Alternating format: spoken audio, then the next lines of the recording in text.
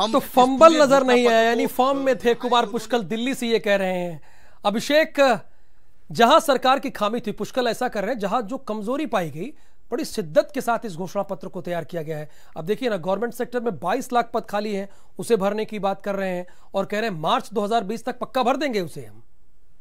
देखिए, पिछले 3.5-4 साल से जिन मुद्दों को लेकर के कांग्रेस लगातार संसद से लेकर सड़क तक मोदी सरकार की आलोचना करती रही है, उनको इस घोषणा पत्र में प्राथमिकता दी गई है। रोजगार, गरीबी, इंफ्रास्ट्रक्चर डेवलपमेंट, इसके अलावा टैक्स रिफॉर्म को अगर देख लिया जाए, किसानों का मुद्दा, इन अलग अलग विषयों पर अपने इस डॉक्यूमेंट में जगह दी गई है। खासतौर पर किसी भी ऐसे घोषणा पत्र के 2 पार्ट होते हैं।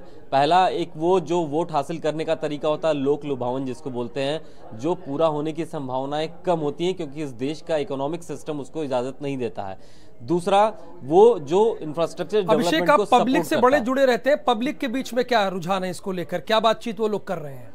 देखिए, अभी जैसा हमारे पास कुछ इनपुट्स आए हैं, लोगों ने कहा कि इसके 2 पार्ट होते हैं किसी भी घोषणा पत्र के। एक वो जो सिर्फ वोट हासिल करने के लिए कहे जाते हैं क्योंकि देश का इकोनॉमिक सिस्टम उसको सपोर्ट नहीं करता, वो सिर्फ कहने की ही बातें होती हैं। दूसरा वो जो डेवलपमेंट का पार्ट होता है, वो किसी भी पार्टी का फेस होता है, पार्टी की पॉलिसी होती है और उस पर ही सरकार आगे बढ़ती है।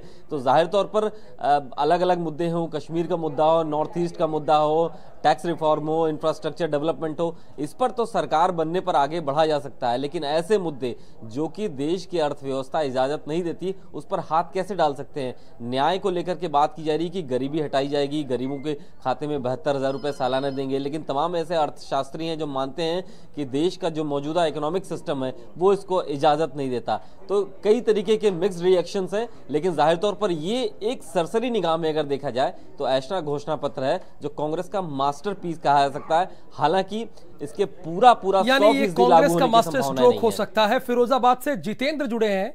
जितेंद्र, ये भी तो राहुल गांधी ने कहा ना, कमिटमेंट किया कि किसानों का बजट अलग से आएगा, इसको लेकर लोगों में क्या रुझान है? आप बताइए, जो आपकी बात हुई हो लोगों से, किसानों से। जी बिल्कुल राहुल, जिस तरह कांग्रेस ने भले ही किसानों के लिए बात की, लेकिन सबसे बड़ी बात जो अभी अभिषेक जी ने बताई कि अर्थव्यवस्था पर डिपेंड करता है। जब भारत में आर्थिक स्थिति में सुधार नहीं होगा तो कांग्रेस अपनी जेब से नहीं ला सकती, पार्टी फंड से नहीं दे सकती। ऐसी स्थिति में कुछ लोग मानते हैं किसान के लिए जो बात कही है, किसानों को अलग से फंड देगी। क्या लगता है सरकार कहाँ से फंड लाएगी? किसानों के लिए फंड सरकारी अब कांग्रेस कर रही है, करके दिखाएगी तो सही है। पिछली बार तो उसने किया था। कांग्रेस कर रही है और अगर करके दिखाएगी तो वो बेहतर है, फिरोजाबाद की जनता ये कह रही है। नरेंद्र ने भी बताया, कई अहम जानकारी दी। कुमार पुष्कर 24 अकबर रोड से जानकारी दी। जितेंद्र लगातार जानकारी दे रहे हैं और अभिषेक पांडे लगातार बता रहे थे कि अगर ये वाकई इसे कर दिया जाए तो लोगों को समझ में आएगा। बहुत शुक्रिया इस पूरी जानकारी के लिए आप सभी संवाददाताओं का। तो कांग्रेस का घोषणा पत्र जारी हो गया है, उस पर हम अलग अलग शहरों के अपने संवाददाताओं से पूछ रहे थे कि इसका असर जनता के बीच में कितना है। तो कुछ जगह पर यह आया कि देखिए, एक चीज होती है आर्थिक स्थिति, अगर उस आर्थिक स्थिति पर चोट करके आगे बढ़ा जाए तो यह संभव नहीं है। लेकिन कुछ लोग कहते हैं अगर ये धरातल पर उतरता है तो इससे बेहतर कुछ नहीं होगा। तो कांग्रेस ने आज घोषणा पत्र जारी किया है। वाराणसी में सीएम योगी आदित्यनाथ ने सीधे निशाना साधा है और वो भी कांग्रेस के घोषणा पत्र पर।